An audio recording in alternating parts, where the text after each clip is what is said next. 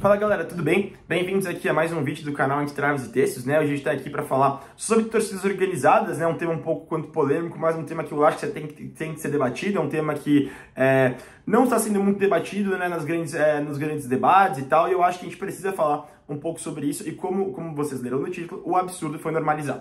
Antes disso, eu peço que vocês todos se inscrevam, compartilhem, comentem, toda aquela coisa chata, mas ajuda demais, por favor mesmo. Então, antes disso, eu já queria agradecer a todo mundo que fez isso. E bom, vamos lá. Bom, antes de tudo, eu quero fazer um disclaimer aqui, que eu não sou um hater completo da torcida organizada, eu também não acho que a torcida organizada só trouxe mal para o futebol brasileiro. Não, longe disso. Se a gente começar a analisar na história, a torcida organizada surge no início da década de 40, de 1940, né, como uma espécie da torcida realmente se organizar e fazer o seu próprio show dentro do estádio, com músicas próprias, com batuque, com um bandeirão, e fazer um show diferente do que acontecia antes delas existirem. Entretanto, ao longo do tempo, a torcida organizada foi ganhando mais e mais relevância, mais e mais poder, tendo sua própria sede, tendo muitos mais membros e tendo, assim, uma certa influência, tendo influência dentro do futebol brasileiro. Mas a gente vai chegar lá. Agora vamos pegar aqui antes também, para terminar esse disclaimer, falar coisas positivas que as torcidas organizadas já fizeram. Por exemplo, a Gaviões da Fiel, que na época da ditadura militar foi fez parte de um grande movimento em busca das votações, em busca de tirar o regime militar de lá. Então, você pode analisar que como a torcida organizada tem vários problemas, você pode ser binário, né, e falar, não, nossa, eles só trazem coisas ruins, mas não é verdade. Eu peguei isso na década de 60, né, que foi na década de 60, 70 e 80, que foram as torcidas organizadas contra a ditadura, mas a gente pode pegar coisas atuais também. Existem torcidas organizadas que promovem o encontro de pessoas que não tem tanto dinheiro para fazer esporte, promovem doações de sangue em campanhas incríveis. Então, sim, existe algo bom sim a torcidas organizadas, elas não são tudo de ruim, a gente tem que tirar isso do caminho antes de eu começar a falar aqui para eu não parecer um hater completo das organizadas. Mas a gente tem que analisar aqui e falar a verdade, que essas atitudes positivas e boas das organizadas não se equivalem ao tanto de caos que elas vêm trazendo ao futebol brasileiro. Isso tudo meio que começa ali perto da década de 90, né, onde um fundador da Mancha Verde, que é uma das torcidas organizadas do Palmeiras, é assassinado por um dos membros da torcida organizada do Cruzeiro. E aí você já começa a ter algo que eu já acho bizarro por si só: rivalidades e alianças. Que é meio coisa de filme, né, tipo, sei lá, a torcida do Flamengo e do São Paulo, por exemplo, são unidas entre si. Então, quando você vai no jogo da torcida do Flamengo e do São Paulo, um jogo entre Flamengo e São Paulo, não vai ter briga entre as organizadas. Já quando você vai num jogo entre Palmeiras e Cruzeiro, você tem toda a chance de apanhar, toda a chance de se meter numa confusão. Eu digo torcedor comum, tá? Não membro de organizado. Mas de se enfiar numa briga, porque as torcidas organizadas simplesmente não gostam de si, entendeu? E aí você começa a analisar, né? Palmeiras e Cruzeiro não são um time que deveriam ser amigos, entre aspas, porque eu conheço muitos cruzeirenses e muitos palmeirenses que são amigos porque eles identificam que o time tem uma história muito semelhante, muito parecida. Mas as torcidas organizadas decidiram que a torcida do Cruzeiro e a torcida do Palmeiras não são aliadas. Meio estranho, não? Eu acho muito estranho, eu acho suspeito, e pra mim é meio coisa de filme, assim, coisa de gangue, não coisa de torcida, por qual motivo uma torcida é rival da outra, sendo que vocês não são nem da mesma cidade? Para mim é meio que uma desculpa para você arrumar confusão. Então agora aí eu quero tentar entender com vocês o que faz uma pessoa ser fanática numa torcida organizada. É claro que não são todos os membros de torcida organizada que são fanáticos, que vivem por aquilo, mas a gente tem que ser sincero também e analisar que são vários. E o que acontece é o seguinte: na minha opinião, uma pessoa que é membro da torcida organizada e é fanática, ela não torce pro seu time, ela torce para a torcida organizada. Ela não vai pro jogo para torcer, por exemplo, pelo Corinthians, pelo Palmeiras, pelo São Paulo, pelo Santos. Não, ela vai pelo jogo porque é o evento dela, onde ela vai encontrar um grupo de pertencimento e conseguir preencher um vazio que existe dentro dela, na minha opinião. Então, por exemplo, uma pessoa que vive pela torcida organizada, eu não acho que vamos supor, da torcida do São Paulo. Eu não acho que ele vive pelo São Paulo. Eu acho que ele vive pela torcida organizada. Eu acho que ele vive pelas brigas, eu acho que ele vive por ir fazer o bandeirão, por ir fazer o batuque. E isso está errado. Isso está fundamentalmente errado, porque para você preencher um vazio que você tem na sua vida, você ter que usar uma torcida organizada para isso, é algo que é psicologicamente estranho, vocês não acham? Ou psicologicamente, no mínimo, suspeito. Tá bom, agora eu tentei analisar, não sei se ficou muito bom, mas tentei analisar aqui a parte psicológica da parada. Vamos aos fatos, né? Entre brigas, assim. Em 88, né, como eu disse, foi quando tudo começou, mais ou menos, as brigas de torcida organizada, por causa do assassinato do fundador da Mancha Verde pelos torcedores da torcida organizada do Cruzeiro, em São Paulo. Desde lá começaram a ter várias brigas entre torcida. Então, como eu vinha dizendo, entre as alianças, as rivalidades, e você vai vendo casos mais e mais estranhos. Eu vou te dar um exemplo, por exemplo, que é a torcida do Goiás e do Corinthians. Por que a torcida do Goiás e a torcida do Corinthians têm que se odiar? Qual que é a rivalidade aqui de um time da capital de São Paulo e de um time da capital do estado de Goiás? É muito bizarro. Mas as torcidas organizadas acham que estão no direito de ter essa briga entre si e prejudicar o torcedor comum. E aí que eu vou com isso. A torcida organizada, ela ainda não entendeu, na minha opinião, mas ela prejudica muito o torcedor comum e o andamento do futebol brasileiro para o torcedor comum. Por quê? Você quer ir num jogo e você não pode. Você quer ir num clássico e você não pode. Vou pegar no Rio de Janeiro, por exemplo. Você quer ver um Flamengo e Vasco e você não pode. Você, torcedor comum, você tem riscos grandes de passar e ser baleado, não vai, mas você passar e ser agredido, passar e a polícia te confundir com um torcedor que estava na confusão e você se meter em confusão, de tomar barra de ferro na cabeça. O que é uma loucura. Vocês não acham que é uma loucura? Eu acho que é uma loucura. E aí você pode acontecer em São Paulo também. São Paulo, os jogos são torcida única. Os clássicos, sei lá, um Corinthians e Palmeiras, um Corinthians e São Paulo, um Palmeiras e São Paulo, um Palmeiras e Santos, Corinthians e Santos, Santos e São Paulo, só pra falar todos. É torcida única. Por quê? É por conta do torcedor comum ou é por conta da torcida organizada? O pai que vai levar a filha dele pra ir com ele no estádio vai brigar? O pai palmeirense que tá levando a filha pro estádio vai brigar com o torcedor corintiano? Ou não? Um torcedor palmeirense, normal, que tem vários amigos corintianos na vida dele, vai chegar no Allianz Parque e vai querer, porra, viu o corintiano, vou pegar a barra de ferro e vou bater na cabeça dele? Vai fazer isso? Não vai fazer isso, entendeu? Porque pessoas normais não fazem isso, pessoas que sabem conviver em sociedade não fazem isso. Entretanto, os fanáticos da torcida organizada não sabem conviver em sociedade, não tem essa dimensão. Então ele vê o palmeirense como um inimigo. Quantos são os casos de pessoas inocentes que são obrigadas a tirar a roupa no metrô? Já apanharam, por exemplo, eu tenho um caso que eu posso estar confundindo os times, eu espero mesmo que não, mas existe um caso de um torcedor de São Paulo que passou na frente do Allianz Parque com a camisa do São Paulo e foi depois foi espancado, teve que tirar a camiseta rasgando. Por que ele tava com a camiseta de outro time, cara? Ele não era membro de organizada, mas os membros de organizada, eles acham que eles têm o poder e a dimensão de decifrar como o resto do Brasil tem que torcer, como o torcedor comum tem que torcer.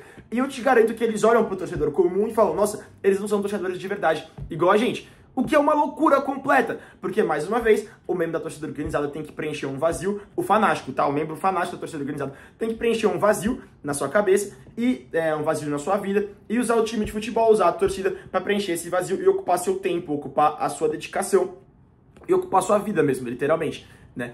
Então, por exemplo, esse caso das torcidas únicas no estado de São Paulo é algo que me tira do sério, porque eu tenho amigos e casos, por exemplo, que eu conheço pai palmeirense e filho corintiano. Eles não podem ir no estádio juntos, eles podem, mas eles têm que fingir que eles torcem para o mesmo time. Isso é uma loucura, isso é um absurdo, isso não é normalizado em nenhum lugar do mundo. Vou te dar um exemplo. Existem, sim, torcidas organizadas do Barcelona, do Real Madrid, lá na Europa. Mas quando eles começaram a brigar, quando eles começaram a se envolver com, coisas nazistas, por exemplo, que era o caso da torcida do Real Madrid, eles foram banidos na hora, fora do estádio, entendeu? Eles podem ir pro jogo como pessoas comuns, não como membros da torcida organizada, entendeu? Porque é um absurdo, cara, é um absurdo. A gente normalizou esse absurdo, a gente normalizou esse grupo pequeno de pessoas ficar na frente do grupo maioral de pessoas. Você imagina, antes de um clássico lá na Espanha, um Barcelona e Real Madrid, as duas torcidas querem sair na mão uma com a outra? Não vai acontecer, porque o governo da época, não sei se o governo, as instituições, entenderam que isso prejudicava a maioria dos torcedores. E a maioria dos torcedores não são os torcedores de torcida organizada. Mas aqui no Brasil, por algum motivo, e a gente não sabe qual que é, né? Eu espero que a gente não saiba qual que é, né? Eles têm esse poder muito maior do que o torcedor comum. E aí a gente vai entrar no que eu falei na thumbnail aqui, que é a torcida organizada achando que é dona do time. A torcida organizada invadir o CT e botar a mão no jogador, assim, igual fizeram com o Pablo do Sport, pra mim isso é outro dos maiores absurdos. Assim, é um absurdo mesmo, assim. Primeiro, vamos falar aqui só do fator absurdo. Como é que um dirigente de clube, porque isso aqui a gente tem que culpar o dirigente do clube também. Como é que um dirigente de um clube de futebol sério abre as portas pra entrar a torcida organizada, pra ameaçar, pra falar, não, você tem que jogar com vontade, você tem que jogar que nem homem, senão a gente vai te bater, senão vocês não vão tudo morrer, o carro vai pegar fogo. Como é que alguém acha que isso ajuda o jogador, que isso ajuda o elenco e não causa mais um ambiente de pressão e mais um ambiente de complicação pro time que provavelmente já tá passando por dificuldades?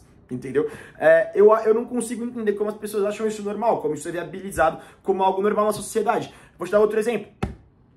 A torcida do Santos, agora com o Neymar. Cara, o Neymar, eu não tô aqui para debater se você gosta do Neymar ou não, mas o que eu posso falar é o seguinte, se o Neymar tá no Santos, é porque ele ama o Santos. Ele não precisava estar no Santos.